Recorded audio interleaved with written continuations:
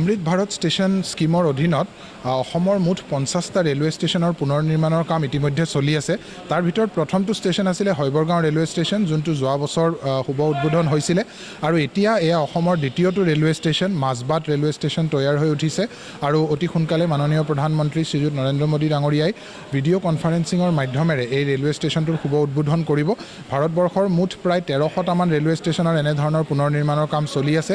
তাৰ ভিতৰত মুঠ 75টা ৰেলৱে ষ্টেচন মাননীয় প্ৰধানমন্ত্ৰী ডাঙৰীয়াই শুভ উদ্বোধন কৰিব। আৰু আমাৰ বাবে সুখৰ খবৰ যে মাজবাট ৰেলৱে ষ্টেচনো এই 75টা ৰেলৱে ষ্টেচনৰ মাজত অন্তৰ্ভুক্ত আছে। প্ৰায় 10 কোটি টকা ব্যয়েৰে এই ৰেলৱে ষ্টেচনৰ পুনৰ নিৰ্মাণৰ কাম সম্পূৰ্ণ কৰা হৈছে।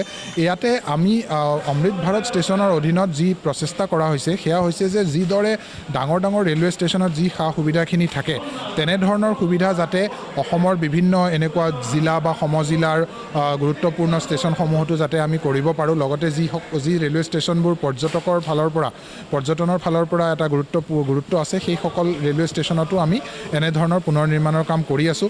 ইয়াতে আমি যদি চাওঁ যে ৰেলৱে ষ্টেচনত সোমোৱাৰ পৰা আৰম্ভ কৰি এণ্ট্ৰি গেট আৰু লগতে বহল ৰাস্তা আৰু ডেডিকেটেড এণ্ট্ৰি এক্সিট পথ যাতে গাড়ী এখন এফালেদি সোমাই আনফালেদি ওলাই যাব পাৰে।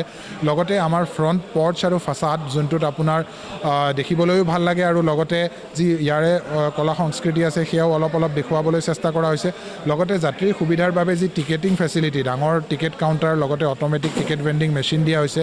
তাৰপিছত আমাৰ ৱেইটিং হলতো বিভিন্ন সা সুবিধা যেনেকৈ এচিৰ ব্যৱস্থা কৰা হৈছে। লগতে ডিজিটেল ইনফৰমেশ্যন ছিষ্টেম আৰু অত্যাধুনিক টয়লেটৰ ব্যৱস্থা কৰা হৈছে, খোৱা পানী লগতে লিফ্টৰ ব্যৱস্থা কৰা হৈছে আৰু নতুন লাইটিং ছিষ্টেম, ছাউণ্ড ছিষ্টেম এই সকলোখিনি দিয়া হৈছে। হয়, যাত্ৰী সুৰক্ষাৰ বাবে CC কেমেৰাৰ ব্যৱস্থাও ইয়াতে কৰা হৈছে। যি AI আধাৰিত আধুনিক CCTV কেমেৰা ছিষ্টেম যি এতিয়া বৰ্তমান গুৱাহাটী ষ্টেচনতো আছে তেনেধৰণৰ ইয়াতো লগোৱা হৈছে। আৰু লগতে মানে পেছেঞ্জাৰ ইনফৰমেশ্যনৰ ফালৰ পৰাও যি ছাইন বৰ্ড আছে, যি কোচ ইনফৰমেশ্যন বৰ্ড আছে সেই সকলোখিনিও লগোৱা হৈছে। প্লেটফৰ্মৰ সংখ্যা বৰ্তমান এই স্কিমৰ অধীনত কৰা হোৱা নাই, কিন্তু আগলৈকে এয়া ৰেলৱে লাইনৰ আৰু আমি উন্নতিৰ কাম কৰি আছোঁ। ইতিমধ্যে বৈদ্যুতিকৰণৰ কাম হৈ গৈছে। আহিব লগা দিনলৈ ইয়াতে আৰু বিভিন্ন ধৰণৰ উন্নয়নমূলক প্ৰকল্প লোৱা হ'ব। গতিকে আহিব লগা দিনলৈ নিশ্চয় ইয়াতে আৰু প্লেটফৰ্ম বা আৰু ৰেলৰ অহা যোৱাৰো বৃদ্ধি হ'ব বুলি আমি আশা কৰিছোঁ। হয়, এই ক্ষেত্ৰত মই এইটো ক'ব বিচাৰোঁ যে যোৱা বছৰ 2025-26ত অসমৰ বিভিন্ন ঠাইত প্ৰায় 250টামান নতুন ষ্টপেজ দিয়া হৈছিলে। বহুকেইটা ৰেলৱে ষ্টেচন ধৰক নলবাৰীয়ে হওক বা কেন্দুকণা হওক, বাইহাটা হওক, এনেকুৱা বিভিন্ন ষ্টেচনত দিয়া হৈছে। ইয়াতো আমি এতিয়া যিদৰে ডিমাণ্ড আমি পাইছোঁ আৰু ইতিমধ্যে আমি ৰেলৱে মিনিষ্ট্ৰী লৈ পেলাই আমি খবৰো দিছোঁ যে এই ডিমাণ্ডখিনি আহিছে, ইয়াৰে স্থানীয় যাত্ৰীসকলৰ পৰা এই ডিমাণ্ড আহিছে। গতিকে আহিব লগা দিনলৈ নিশ্চয় আমি আৰু বিভিন্ন ষ্টেচনত আমাৰ আৰু ষ্টপেজ বঢ়োৱা হ'ব।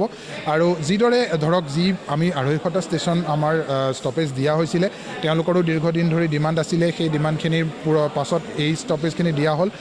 অহাবাৰলৈ নিশ্চয় আমি আৰু মাজবাটৰ লগতে আৰু অন্যান্য যি ডিমাণ্ড আছে সেইখিনিও আমি সম্পূৰ্ণ কৰিব পাৰিম বুলি আশা কৰিছোঁ।